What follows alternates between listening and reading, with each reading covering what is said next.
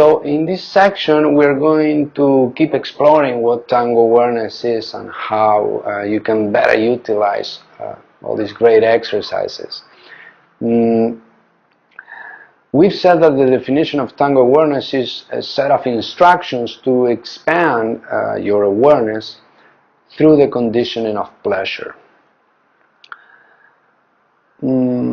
With respect to expand your awareness, we talked about on the first part, which is how to expand your awareness. That means paying attention to the outside. Basically, there's a whole chapter on the Tango awareness book that is called fusion point, which means that the most efficient way we move, the most pleasurable, the easiest way we move is when the attention of both partners, agrees on some point outside of them. So they're both in sync and collaborating into going into that place in space outside of them. So the more that happens, the easier and the more pleasurable the dance it becomes. So that's the first part. The second part is conditioning with pleasure. What does this mean? It means like this. Generally speaking, you can condition someone through pleasure or through pain. Okay, lots of people because of how we live, how structurally schools, universities are designed. Usually people get used to be corrected. For example, when you go to school, you do a test and the teacher comes and shows you what you did wrong, and puts like a mark on every little thing that you did wrong. Okay.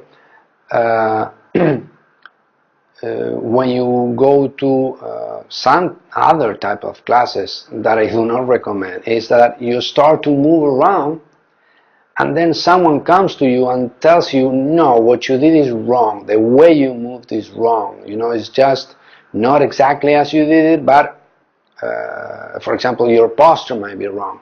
So they correct you and they tell you, well, you have to be a little straighter or whatever it is that they correct to you.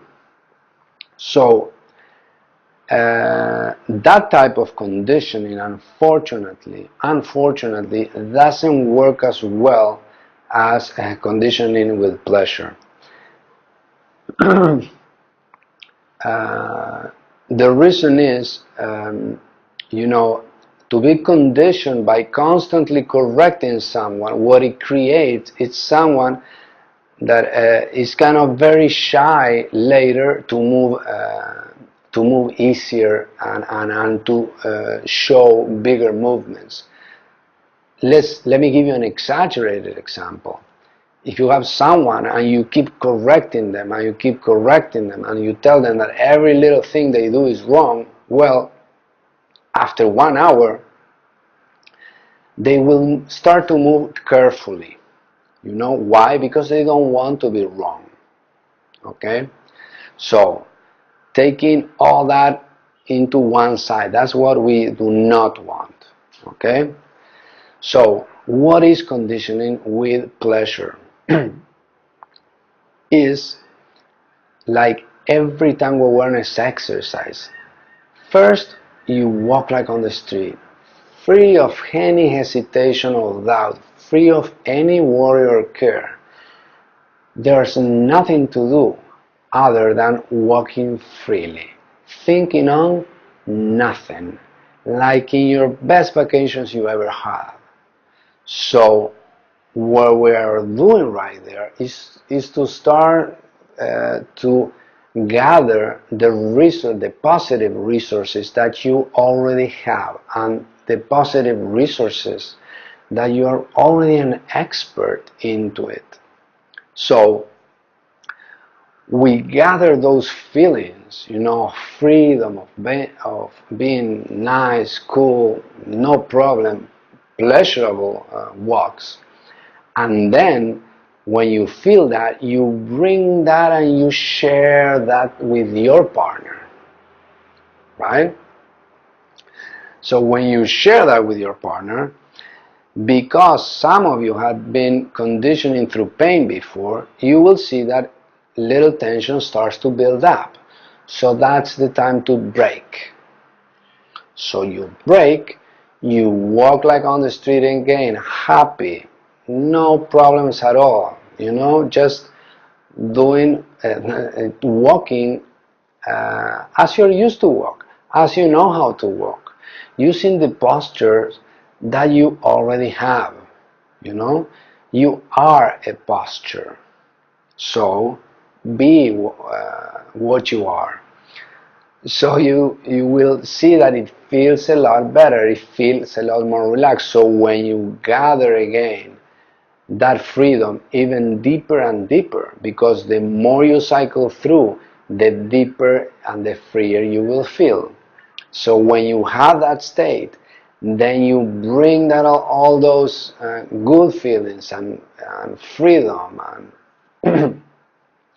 and easiness of moving, and then you share that with your partner. So that's the way in Tango awareness we cycle through. Um,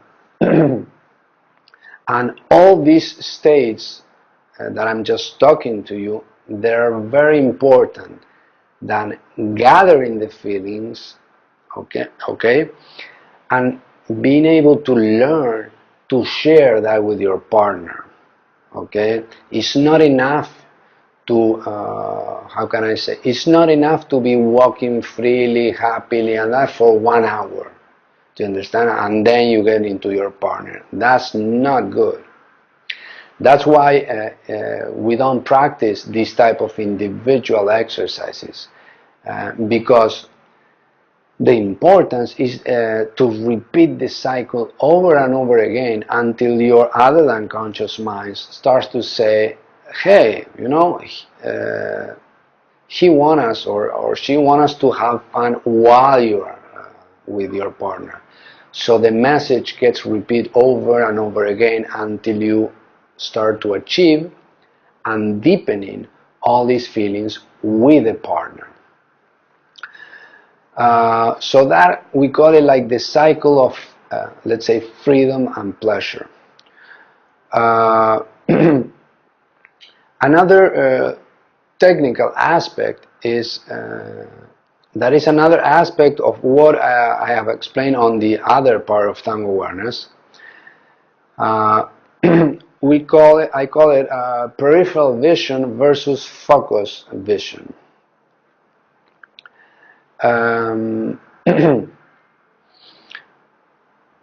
Our body is in wire, you are in wire 24 hours a day. There's a system that assists you and help you to move around whatever you are doing. That means that neurologically speaking, when you want to go somewhere, yeah, first you think about it, for example, or you might have, let's say you might have the urge to go to the bathroom, you feel it, you think about the bathroom, then let's say the bathroom is there, so the first thing you do is you look and you see that there's nothing that you can bump into it, and you can start to plan the strategy of how to go to that place. But mainly the most important thing is you look first and then you move later. Okay? Why you look first? Because through experience you have already learned that sometimes you were in a hurry and you didn't look and you bump into something. Okay? So constantly the world is reminding you that to look where you're going, it's a very good idea. So the way you look, for example, when you are moving, It's not the same way you look when you are looking into a computer, for example. So before the computer example, I want to say to you this. By nature, the primal instructions of that neurology is we go where you look first. Okay, so you look and your body thinks he or she wants to go where you're looking.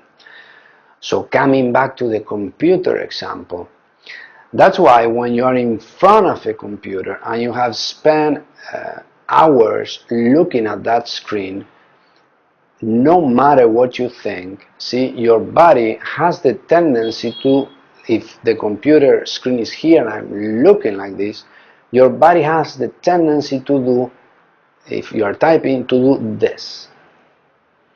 Because your body thinks you want to get, it's crazy, but it thinks so. It's not rational. It thinks you want it to go inside the computer. So it attempts to do that by doing this. And you get closer and nearer the screen. So that's why where you look and where you keep your attention is really the basics of the dancing game. You know, it is the basics of it. So, peripheral vision versus computer focused vision. Why that focused vision do not work very well for dancing? For example, there are hundreds, there are millions of people looking at each other's chest, for example.